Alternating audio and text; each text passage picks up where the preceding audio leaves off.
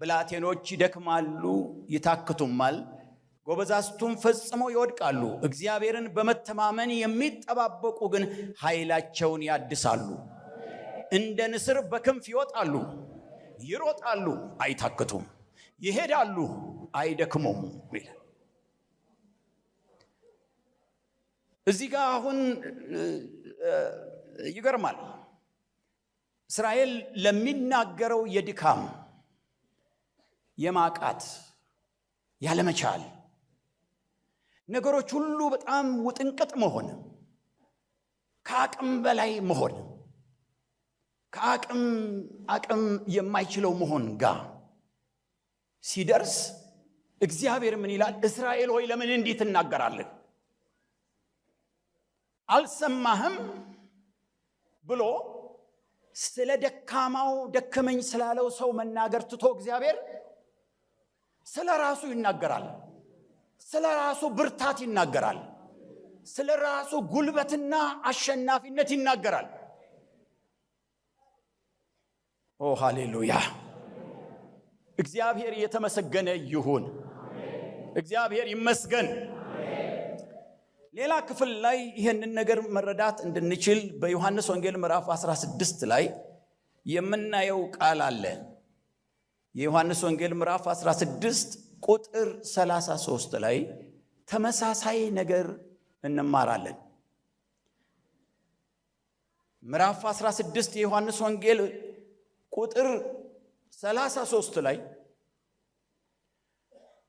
በእኔ ሳላችሁ ሰላም እንዲሆንላችሁ ይህን ተናግሬያችኋለሁ በዓለም ሳላችሁ መከራ አለባችሁ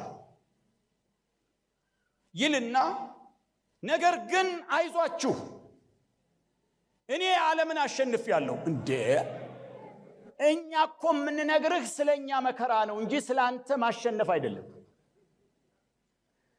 እግዚአብሔር ስለኛ መከራ በነገርነው ቁጥር ስለኛ ድካም በነገርነው ቁጥር ስለኛ አለመቻል በነገርነው ቁጥር የእግዚአብሔር መልስ ስለሱ መቻል ስለሱ ብርታት መናገር ነው ይገርማል በዓለም ሳላችሁ መከራ አለባችሁ ነገር ግን አይዟችሁ እኔ ዓለምን አሸንፋለሁ ብሎ የራሱን ነገር ያውጃል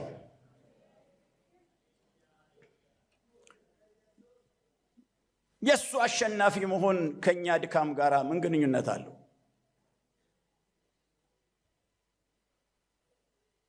አሁን እዚህ የራበው ሰው ቢኖር እኔ ጠግቤ ቁርሴን በልቼ ከሆነ የኔ ቁርሴን ጠግቦ መምጣት ለዛ ሰውዬ ምንድነው የሚፈጥረው በእግዚአብሔር በኩል ግን እንደሱ አይደለም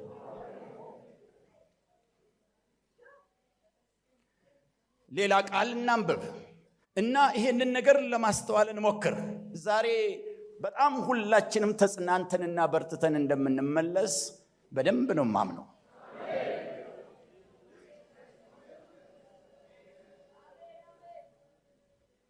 በዕብራውያን ምዕራፍ 11 ላይ ሌላ ቃል ደግሞ እናንብብ ዕብራውያን ምዕራፍ 11 ላይ መጽሐፍ ቅዱሳችሁን የምታጠኑ ወይም